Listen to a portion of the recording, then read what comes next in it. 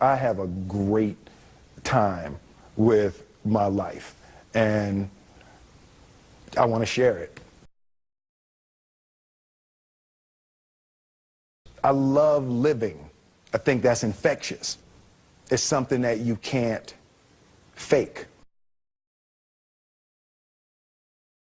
Greatness is not this wonderful, esoteric, elusive, God-like feature that only the special among us will ever taste. You know, it's something that truly exists in all of us. It's very simple. This is what I believe, and I'm willing to die for it. Yeah. Period. It's that simple. I know who I am, and I know what I believe. I know who I am, I know what I believe. That's all I need to know. And that's all I need to know. So from there, you do what you need to do. Yeah. You know, and I think what happens is we make this situation more complex than it has to be. Because we're looking for complexity. There's got to be something complex to understand. It can't be that easy. No. We didn't grow up with the sense that where we were was where we were going to be. You know, we grew up with the sense that where we were almost didn't matter because we were becoming right. something greater.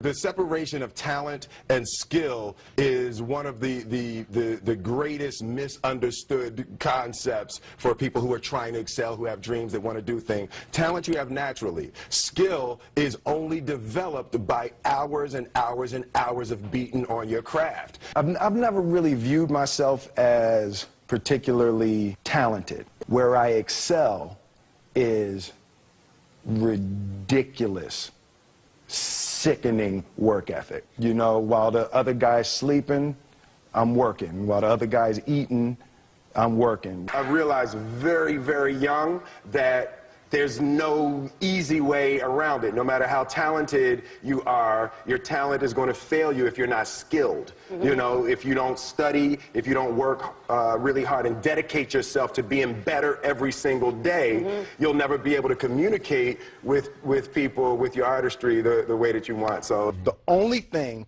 that I see that is distinctly different about me is I'm not afraid to die on a treadmill. You might have more talent than me, you might be smarter than me, you might be sexier than me, you might be all of those things. You got it on me in 9 categories. But if we get on the treadmill together, right, there's 2 things. You're getting off first, or I'm going to die. It's really that simple. You're not going to outwork me. It's such a simple, basic concept. The majority of people who aren't getting the places they want or aren't achieving the things that they want is strictly based on being outworked, is strictly based on missing crucial opportunities. I say all the time, if you stay ready, you ain't got to get ready. One summer, his dad tore down a brick wall on the front of his business and told 12-year-old Will and his 9-year-old brother to rebuild it, a job they said was impossible. It took them 1.5 years, but they did it. And he said, now don't you ever tell me it's something that you can't do. You don't try to build a wall. You don't set out to build a wall. You don't say, I'm going to build the biggest, baddest, greatest wall that's ever been built. You don't start there. You say, I'm going to lay this brick as perfectly as a brick can be laid. And you do that every single day. And soon you have a wall. And soon you have a wall. It's difficult to take the first step when you look how big the task is. The task is never huge to me. It's always one brick. Me too. If you get your priorities straight, it's really simple. You don't have to make a decision of what you're going to do. You've already made the decision ahead of time, because passion and emotion in the moment is always going to give you the wrong answer. So if you do the math ahead of time, it's not an issue in the moment.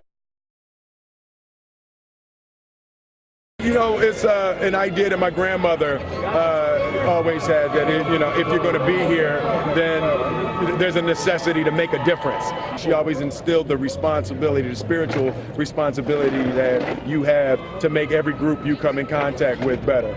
I want to do good. Yeah. I want the world to be better because I was here. I want my life, I want my work, my family, I want it to mean something. And it's like, it has, if you are not making someone else's life better, then you're wasting your time.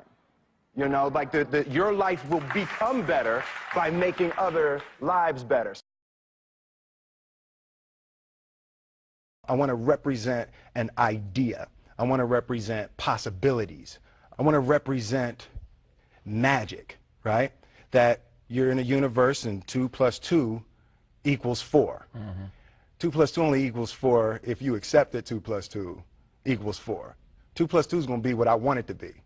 I want to represent the idea that you really can make what you want. One of my favorite books is The Alchemist, Paulo Coelho, and that's just, I just believe that. I believe that I can create whatever I want to create.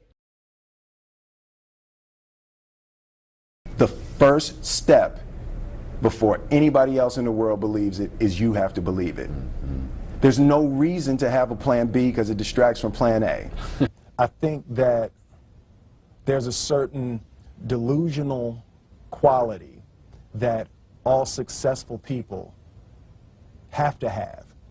You have to believe that something different than what has happened for the last 50 million years of history, you have to believe that something different can happen. Confucius said, he who says he can and he who says he can't are both usually right. Being realistic is the most commonly traveled road to mediocrity. Why would you be realistic? What's the point of being realistic? Just put up a barrier.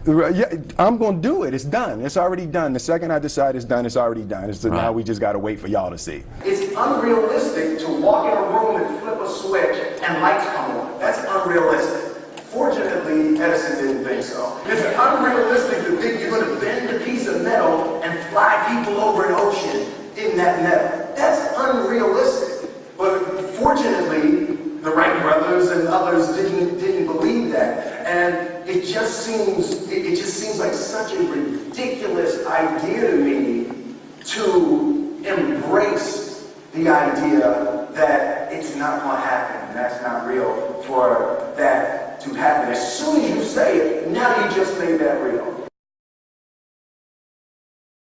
Our thoughts, our feelings, our dreams, our ideas are physical in the universe.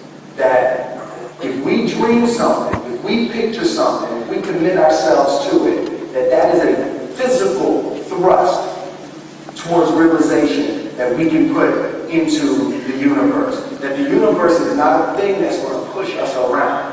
That the world and people and situations are not something that are going to push us around. That we are going to bend the universe and command and demand that the universe become what we want it to be. I study the patterns of the universe. There's a redemptive power that making a choice has, you know, rather than feeling like you're at effect to all the things that are happening.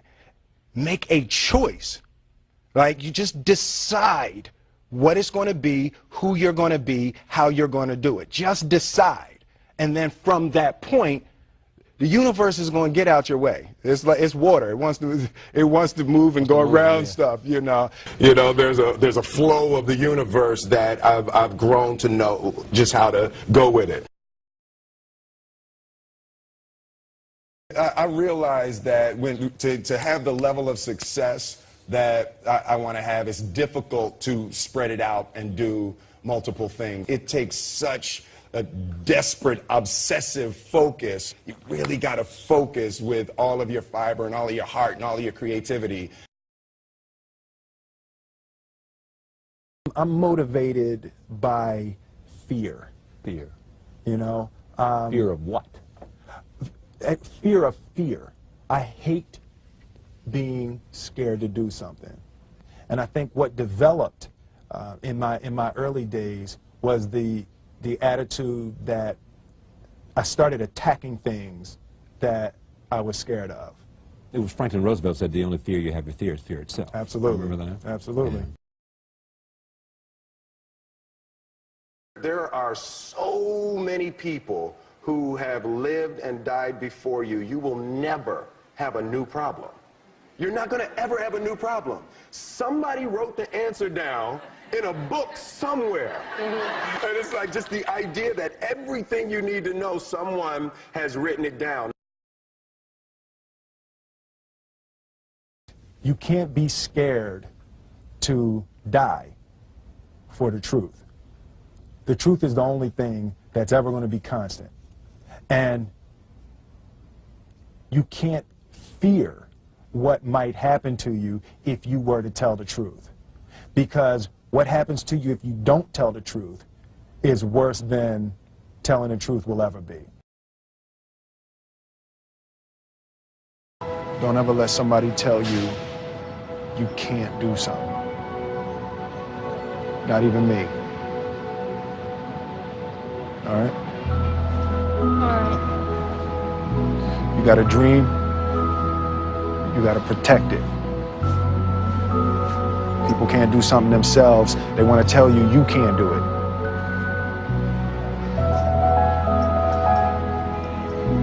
You want something, go get it. Period.